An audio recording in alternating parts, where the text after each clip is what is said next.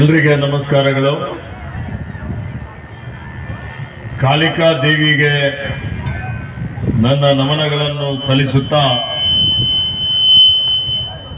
ಸಂತ ಸೇವಾಲಾಲ್ ಮಹಾರಾಜರವರಿಗೂ ಸಂತ ರಾಮರಾವ್ ಮಹಾರಾಜರವರಿಗೂ ನನ್ನ ಭಕ್ತಿಪೂರ್ವಕ ಪ್ರಣಾಮಗಳನ್ನು ಸಲ್ಲಿಸಿ, ವೇದಿಕೆ ಮೇಲೆ ಆಸೀನರಾದಂಥ ಈ ಮಠದ ಪೀಠಾಧಿಪತಿಗಳಾದ ವಿಠ್ಠಲ್ ಮಹಾರಾಜರವರಿಗೆ ನಮಸ್ಕರಿಸಿ, ವೇದಿಕೆ ಮೇಲೆ ಇತರ ಎಲ್ಲ ಮಹಾರಾಜರುಗಳಿದ್ದಾರೆ. ಈ ಭಾಗದ ನನಗೆ ಅತ್ಯಂತ ಆತ್ಮೀಯರು, ನಮ್ಮ ಈ ಸಮಾಜದ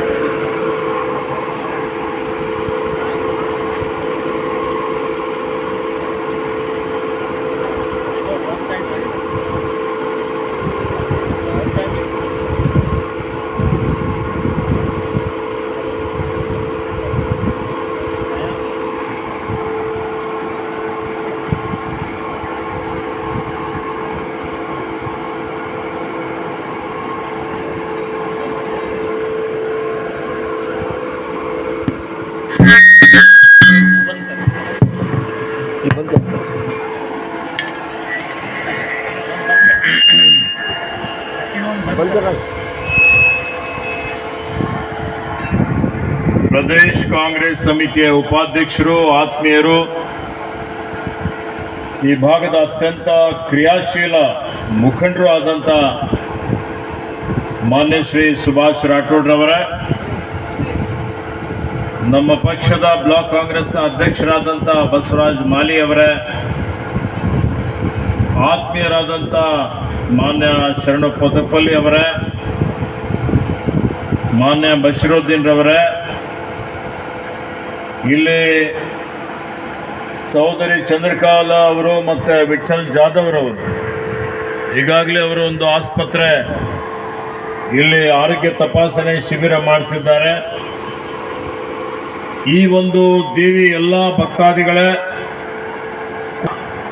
ಬಂಜಾರ ಸಮುದಾಯದ ಸಹೋದರ ಸಹೋದರಿಯರೇ, ನಿಮ್ಮೆಲ್ಲರಿಗೆ ಇವತ್ತಿನ ಈ ಒಂದು ಜಾತ್ರೆ ಹಾರ್ದಿಕ ಶುಭಾಶಯಗಳು ಮತ್ತು ಅಭಿನಂದನೆಗಳನ್ನು ಸಲ್ಲಿಸ್ತಾ ಇದ್ದಾರೆ. ಆತ್ಮೀಯ ಬಂಧುಗಳೇ, ಇವತ್ತು ಮಾನ್ಯ ವಿಠ್ಠಲ್ ಮಹಾರಾಜರವರ ಸಾನ್ನಿಧ್ಯದಲ್ಲಿ ಸುಮಾರು 14 ವರ್ಷದಿಂದ ಈ ಜಾತ್ರಾ ಮಹೋತ್ಸವ ನಾವೆಲ್ಲ ಮಾಡ್ತಾ ಇದ್ದೀರಿ. ಜಾತ್ರೆಗಳಂದ್ರೆ ಏನು? ಜಾತ್ರೆಗಳು ನಮ್ಮ ಸಂಸ್ಕೃತಿಯನ್ನು ಪ್ರತಿಬಿಂಬಿಸ್ತವೆ.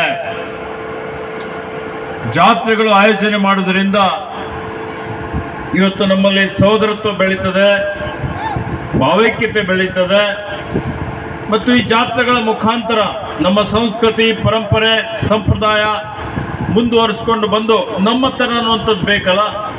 ಈ ಆಧುನಿಕ ಯುಗದಲ್ಲಿ ಮನುಷ್ಯ ಎಷ್ಟೇ ವೈಜ್ಞಾನಿಕವಾಗಿ ವಿಜ್ಞಾನದಲ್ಲಿ ತಂತ್ರಜ್ಞಾನ ಮುಂದುವರೆದಿದ್ರು ನಮ್ಮತನ ಅನ್ನುವಂಥದ್ದು ಇರಬೇಕು. ಇದ್ರೆ ಮಾತ್ರ ಮನುಷ್ಯನ ಜೀವನ ಸಾರ್ಥಕ ಆಗ್ತದೆ. ಹೀಗಾಗಿ ಜಾತ್ರೆ ನಿಮಿತ್ತ ಭಕ್ತಿಯಿಂದ, ಶ್ರದ್ಧೆಯಿಂದ ಅನೇಕ ಜನ ಬಾಂಬೆಯಲ್ಲಿರ್ಬೋದು, ಬೇರೆ ಬೇರೆ ಕಡೆ ಇರ್ಬೋದು, ಬೆಂಗಳೂರಿನಲ್ಲಿರ್ಬೋದು, ಒಂದು ಕಡೆ ಸೇರ್ತಾರೆ. ಆ ಸೇರಿ ಪರಸ್ಪರ ಪ್ರೀತಿ, ವಿಶ್ವಾಸ, ನಂಬಿಕೆ ಇವೆಲ್ಲವೂ ಬೆಳೀತದೆ. ಅದಕ್ಕೆ ಈ ಜಾತ್ರೆಗಳು ಪ್ರತಿ ವರ್ಷ ನಿರಂತರವಾಗಿ ನಡೀತಾ ಇರ್ತಕ್ಕಂಥದ್ದು ಬಹಳ ಉತ್ತಮವಾದಂಥದ್ದು ಅನ್ನುವಂಥ ಒಂದು ಮಾತನ್ನು ಇಲ್ಲಿ ಹೇಳಲಿಕ್ಕೆ ಬಯಸ್ತಾ ಇದ್ದೇನೆ. ಇವತ್ತಿಲ್ಲಿ ನೀವೆಲ್ಲರೂ ಕಾಳಿಕಾ ದೇವಿಗೆ ಆರಾಧನೆ ಮಾಡ್ತೀರಿ.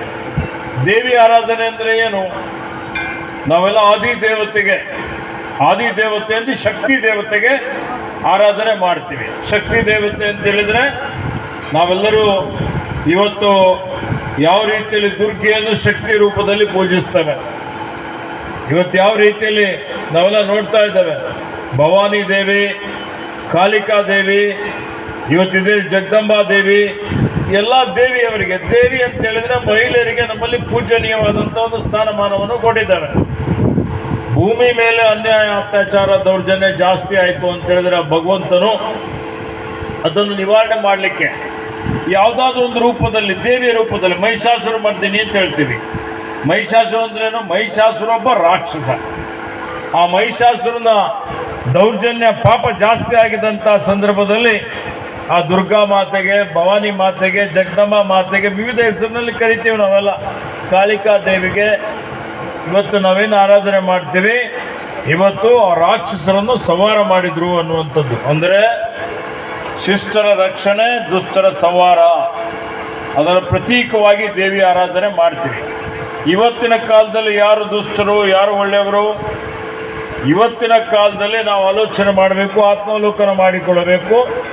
ನಮ್ಮಲ್ಲಿರುವಂಥ ಏನು ಇವತ್ತು ಯಾವುದೇ ರೀತಿಯಲ್ಲಿ ನಮ್ಮಲ್ಲಿ ಏನೇ ತಪ್ಪುಗಳಿದ್ದಾವೆ, ಇವತ್ತು ಕಾಮ, ಕ್ರೋಧ, ಮೋಹ, ಮದ, ಮತ್ಸರ ಇವೆಲ್ಲವನ್ನು ನಿವಾರಣೆ ಮಾಡಬೇಕು. ನಾವೆಲ್ಲರೂ ಕೆಡುಕಿನಿಂದ ಒಳಿತಿನ ಕಡೆ ಹೋಗಬೇಕು ಅನ್ನೋಂಥದ್ದು. ನಾವೆಲ್ಲರೂ ಅಧರ್ಮದಿಂದ ಧರ್ಮದ ಕಡೆ ಹೋಗಬೇಕು, ಅಸತ್ಯದಿಂದ ಸತ್ಯದ ಕಡೆ ಹೋಗಬೇಕು, ಇವತ್ತು ಕತ್ತಲೆಯಿಂದ ಬೆಳಕಿನ ಕಡೆ ಹೋಗಬೇಕು. ಇದೇ ಇವತ್ತು ಧರ್ಮ ಅನ್ನುವಂಥ. ಧರ್ಮೋ ರಕ್ಷಿತೆ ರಕ್ಷಿತ ಅಂದರೆ ಯಾರು ಧರ್ಮವನ್ನು ರಕ್ಷಣೆ ಮಾಡ್ತಾರೆ ಅವ್ರಿಗೆ ಧರ್ಮ ಅಂದರೆ ನ್ಯಾಯ, ಧರ್ಮ ಅಂದರೆ ನೀತಿ. ಕೆಳಗೆ ಬಿದ್ದವರನ್ನು ಮೇಲೆತ್ತುವುದೇ ಧರ್ಮ, ಕಷ್ಟದಲ್ಲಿರುವವರ ಕಣ್ಣೀರು ಒರೆಸುವುದೇ ಧರ್ಮ.